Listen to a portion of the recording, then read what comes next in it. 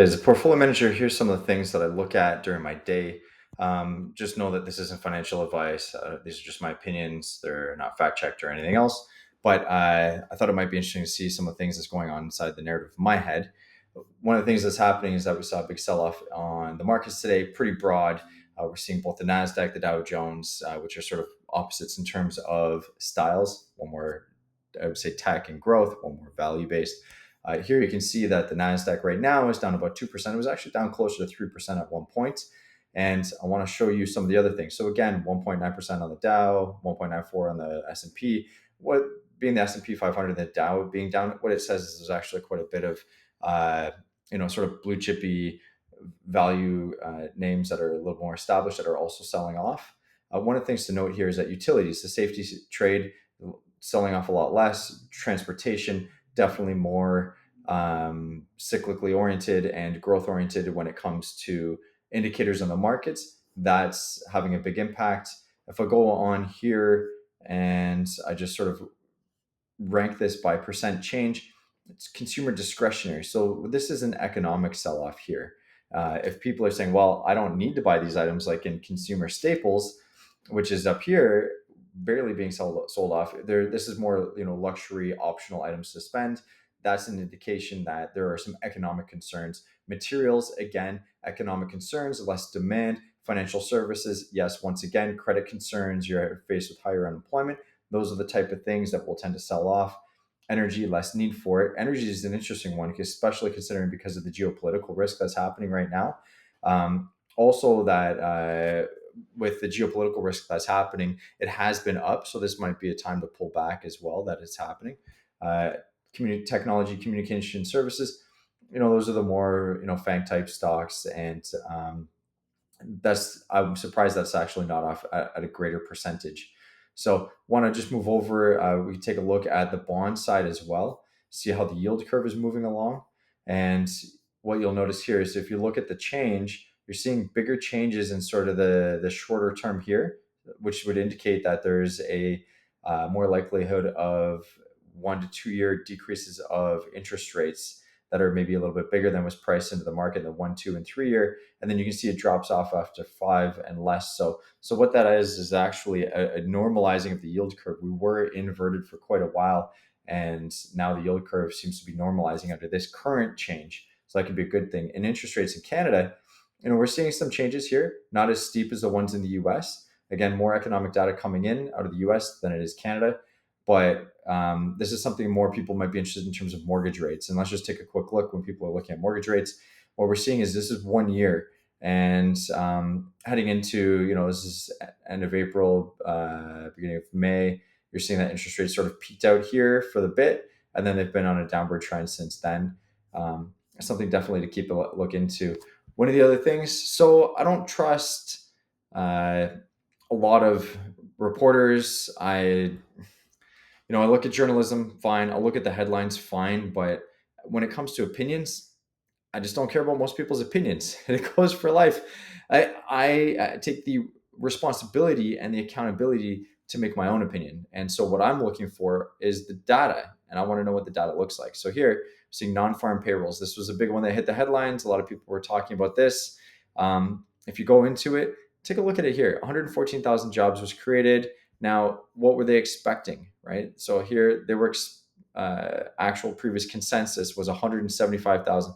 It's a pretty big, and then you can look at the trading economics forecast. It's a pretty big miss. If you look at actual last month, it was above consensus, but we're getting a couple of other indicators that might support this narrative where it's coming out to be a little bit weaker economic data. There is some other stuff that doesn't fully support this. So then you have to weigh it all, right? There's no 100% yes, 100% no. It is a weighing of opinions and information. So we're going to see what's going on here. And, if you look at it in the last year, you're going to see that payrolls are going up. And then you've got this sort of trend line going down. And that's a concern. If you had only taken one data point off of April, you'd be like, whoa, that's really bad. But then it peaked back up. So, you'll ignore one data point that is off to look at the trend. But now we have three pretty solid downward trends. And that's the direction that they're looking at. So not only are we looking at what's happened, but we're looking at the direction of it, and then what's going to cause it to change. Are payrolls going to come back up? So this means more jobs being hired, or is it going to continue to decrease? And that's a good economic indicator. One of the other things that came out was as a result of that, is the unemployment rate. And again, not horrible, 4.3%. That's not crazy. It was 4.1% last month. That is a pretty big jump. Labor force participation rate edged higher, so there's more people in the workforce. It is the highest since October 2021. So now we're getting it back into the uh, getting into the COVID period where unemployment was high. And so what you want to do is look past that spike here, and then you're going to look back. And what you're noticing is that things are going to go up and down. And let's just go back to see the last major crisis prior to COVID. What you notice is that we're not historically very high on the unemployment rate. We're still kind of in reasonable grounds. But the thing is that what's the trend look like? And the trend looks very similar. We're seeing a bottoming pattern. We're seeing the interest rates take effect. The economy is slowing. People are losing their jobs. News out of Stellantis looking for voluntary package. People take voluntary packages for retirement and reduce their headcount. Seeing across a lot of industries. The first thing to go was the lack of job openings, and now we're seeing actual reduction in headcount. So that's some of the things that are happening. But the thing is what's going to cause this to change? Is a 0.25% change in interest rates going to make a change? Probably not. Is a 1% decrease in interest rates going to make a change? Probably help out a little. If this is fully entrenched and is a lot more major, is this enough to completely reverse course and stabilize it? We might have to do a lot more interest rate cutting for that, but will that happen in time?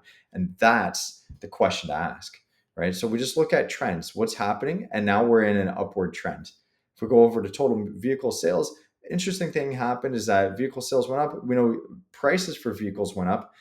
Production was down. I actually think there's a lot less car production happening, but I'll take a look at that in just a minute. But what you'll notice is that sales are not back up to pre-pandemic levels. They dropped real quick, they went back up, and they have not quite fully recovered around the 17 million mark. And that's kind of interesting. Let's take a look at car production. This is the first time I'm looking at this. This is not a data point that I've looked at recently, but here's the last year. Here's the last 5 years. Here's the last 10 years. So, we have a replacement cycle that probably needs to happen. I bet you there's some pent up demand for it, but we're just not replacing them as much, especially with economic times, higher interest rates, the cost of buying a new vehicle is a little bit worse off. I don't think it's going to be as important for people to get a new vehicle in this time, given the uncertainty. Moving on, that's pretty much it. That's coming out. We had the Bank of Canada Market Participation Survey. You could always check out for Canada. Factory orders month over month. And again, you're going to end up with this sort of wave pattern when you look at it over a longer term. And that's kind of what happens here, right? So what's the trend? So two things that I look at with trend. What are the top line trend? What's the downline trend? What's the overall longer term? If you go through here, it's obviously not looking so great, but will it come back up? We are seeing some reduction in factory manufacturing jobs and sales as well. So, just looking through this is a great resource if you're looking for factory orders, industrial production year over year. Let's take a look at that, and we'll go through year over year. Industrial production is up, and so there are some concerns. It's not as strong as it was. It seems to be holding in a little bit. You can look at business bankruptcies. Well, there's in the last year, they're obviously rising, but what does that mean in terms of the longer trend? Let's take a look. Still below trend, but the direction is up. So what does that mean, right? Here's the direction was down. And now the direction is up, still below trend. But what's that going to take, right? Where are we at? Ultra low in 2006. And we know what happened in 2007, 18. Interest rates kept climbing, didn't come down fast enough. The markets broke with credit. And then all of a sudden, once that peaked, then and interest rates were driven lower, people stopped creating bankruptcy, and then we ended up here. So that's pretty much all that I have. I just want to give a quick rundown, and I hope that helps. Enjoy the rest of your day. Good luck. And remember, this isn't advice. This is all on you. And I'm just sharing what I'm going through. It's just my opinion. Have a great day.